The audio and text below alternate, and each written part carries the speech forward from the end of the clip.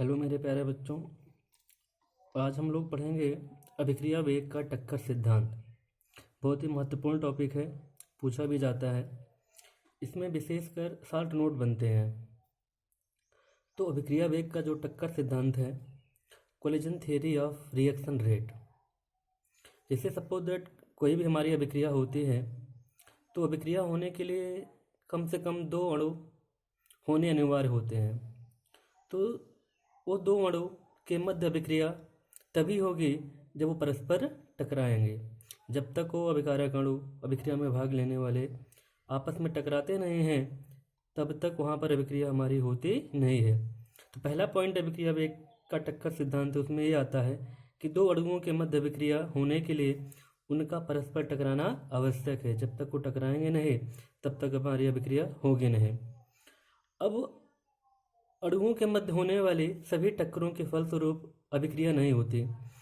टकराते तो सभी हैं, लेकिन उन सभी टक्करों के फलस्वरूप हमारी अभिक्रिया नहीं होती, अर्थात सभी टक्करों के फलस्वरूप उत्पाद प्राप्त नहीं होता। जितने सारे अभिकारक अणु आपस में भाग लेते हैं अभिक्रिया होने के लिए, वो सब के सब टकराते हैं, लेकिन कुछ ही टक्कर के फलस्वरूप यहाँ पर हमारी अभिक्रिया होती है और वो अभिकारक अणु उत्पाद में परिवर्तित हो जाते हैं। तो जिन टक्करों के फलस्वरूप अभिक्रिया हो जाती है, ऐसे टक्कर जिनके फलस्वरूप अभिक्रिया हो जाती है, उन्हें हम प्रभावी टक्कर कहते हैं। टकराते तो सभी हैं, लेकिन कुछ ही टक्कर के फलस्वरूप हमारी अभिक्रियाएं होती हैं, और वही जो टक्कर की संख्या होती है या फिर वो जो टक्कर होते हैं, उन्हें हम लोग प्रभावी टक्कर कहते हैं। अब टक्करों के संपूर्ण संख्या की तुलना में जो हमारे प्रभावी टक्कर होते हैं, उनकी संख्या बहुत कम होती है। सपोज दैट यहाँ पर हमने A2 प्लस B2, A2 अभिकारक अणु है, B2 अभिकारक अणु है। इस बहुत सारे अणु आपस में यहाँ पर टकरा रहे हैं, लेकिन कुछ ही अणु आपस में टकराने के बाद वो उत्पाद में परिवर्तित हो जा रहे हैं। तो जो उत्पाद में परिवर्तित होने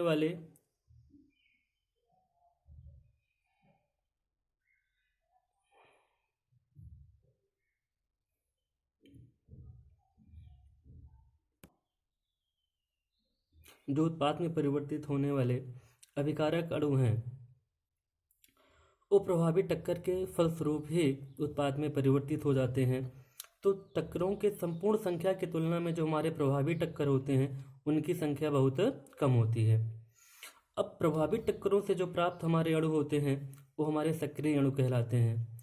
जितने प्रभावी टक्कर होंगे उनसे या फिर उनके द्वारा जो अभिकारक अणु होंगे वो उत्पाद में परिवर्तित हो जाते हैं, और जो उत्पाद मिल जाता है वो हमारे सक्रिय अणु कहलाते हैं। सक्रिय अणु वे होते हैं जिनकी ऊर्जा एक निश्चित ऊर्जा तल के बराबर या उससे अधिक होती है। ऊर्जा का यह तल देहली ऊर्जा कहलाता है।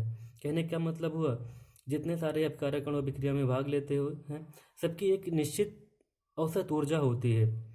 तो उन औसत ऊर्जा से अधिक जिनके पास ऊर्जा होती है, वो परस्पर टकरा करके उत्पाद में परिवर्तित हो जाते हैं। तो ये जो टक्कर होती है उसे हम लोग प्रभावी टक्कर कहते हैं, और इनसे जो हमारा प्राप्त अणु होता है वो सक्रिय अणु कहलाता है। तो हम सक्रिय अणु या फिर देहली ऊर्जा को कैसे परिभाषित करेंगे? अभिकारक अणुओं की वह न्यूनतम ऊर्जा जो उसे अभिक्रिया में भाग लेने के लिए उत्प्रेरित करती हो। सबके पास औसत ऊर्जा होती है, सब आपस में टकराते हैं, लेकिन सब के सब उत्पाद में परिवर्तित नहीं होते। केवल कुछ ही अभिकारक अणु उत्पाद में परिवर्तित होते हैं जिनके पास देहली ऊर्जा होती है। तो अभिकारक अणुओं की वह न्यूनतम ऊर्जा जो उसे अभिक्रिया में भाग लेने के लिए उत्प्रेरित करती है, अभिक्रिया की देहली ऊर्जा कहलाती है। प्रत्येक अभिकारक अणुओं के मध्य प्रभावी टक्कर होने के लिए टकराने से पूर्व, जितने सारे अभिकारक अणु होते हैं उनके मध्य प्रभावी टक्कर होने के लिए टकराने से पूर्व अभिकारक अणुओं में उनकी औसत ऊर्जा से अधिक एक निश्चित न्यूनतम ऊर्जा का उपस्थित होना अनिवार्य होती है। जब तक ये ऊर्जा आएगी नहीं, तब तक ये आपस में टकराने के बावजूद भी उत्पाद में परिवर्तित नहीं होते। तो जब उनकी औसत ऊर्जा से अधिक एक निश्चित न्यूनतम ऊर्जा उनको दे दी जाएगी या उनको प्राप्त हो जाएगी, तो वो टकरा करके उत्पाद में परिवर्तित हो जाते हैं। तो वही निश्चित एवं न्यूनतम ऊर्जा को हम लोग सक्रियण ऊर्जा कहते हैं।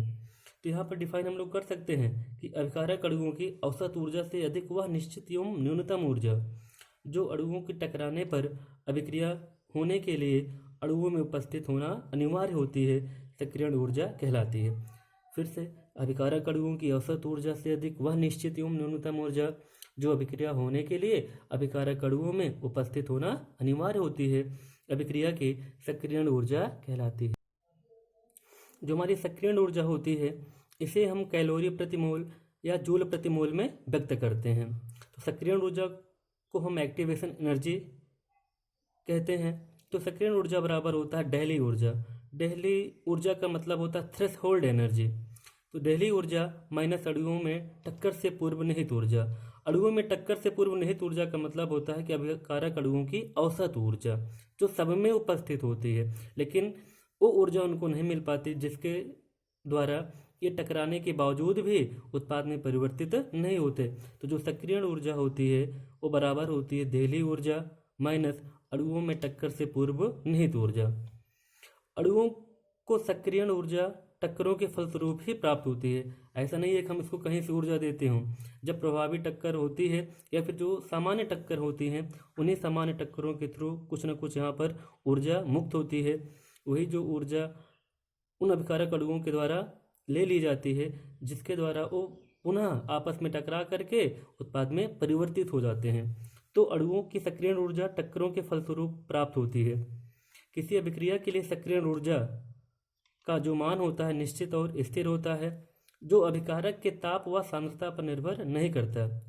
किसी भी अभिक्रिया के लिए जो हमारा एक्टिवेशन एनर्जी होता है उसका मान निश्चित और स्थिर होता है, फिक्स होता है, जो अभिकारक के ताप व सांद्रता पर निर्भर नहीं करता। हम चाहे अभिकारक का ताप जितना बढ़ा दें, सांद्रता चाहे जितना बढ़ा दें, लेकिन एक्टिवेशन एनर्जी सक्रियण ऊर्जा पर इसका मान निश्चित एवं स्थिर ही बना रहता है। जो हमारे पॉजिटिव कैटलिस्ट होते हैं, धन उत्प्रेरक होते हैं, वो अभिक्रिया के एक्टिवेशन एनर्जी के मान को घटा देते हैं। जितने भी धन उत्प्रेरक होते हैं वो अभिक्रिया के सक्रियण ऊर्जा के मान को घटा देते हैं। टक्करों के फलस्वरूप प्राप्त सक्रिय अणुओं की संख्या। टक्करों के फलस्वरूप प्राप्त सक्रिय अणुओं की संख्या अभिक्रिया के सांद्रण के ताप, अभिकारकों के सांद्रण व अभिक्रिया के सक्रियण ऊर्जा पर निर्भर करता है। साथ ही साथ सक्रिय अणुओं की संख्या टकराने वाले अणुओं के टकराने की विशिष्ट स्थिति पर भी निर्भर करता है। यहाँ पर हमने दो अभिकारक अणु लिया है, एक हमारा अभिकारक अणु A2 है, एक हमारा B2 है। तो जब यहाँ पर विशिष्ट स्थिति होगी तो जो यहाँ पर हमारा अभिक्रिया का जो वेग होता है, अभिक्रिया का जो टक्कर होता है वो बढ़ जाता है, जिसे हम लोग बोलते हैं प्रॉपर ओरिएंटेशन। अब यहाँ पर यही अभिकारक अणु जब इन प्रॉपर ओरिएंटेशन में होंगे, यहाँ पर A और A, B और B, तो A2 एक अभिकारक अणु है, B2 एक अभिकारक अणु है। जब ये आपस में टकराएंगे तो A और B ही आपस में टकरा पाएंगे। तो जो प्रभावी टक्कर होगा वो प्रॉपर ओरिएंटेशन के थ्रू होगा। ये पास पास आएंगे और A और B से रिएक्ट होगा, फिर ये A और B आपस में रिएक्ट होंगे और प्रभावी टक्कर के थ्रू ये प्रॉपर ओरिएंटेशन के द्वारा ये अभिकारक अणु A2 और B2 उत्पाद में परिवर्तित हो जाते हैं।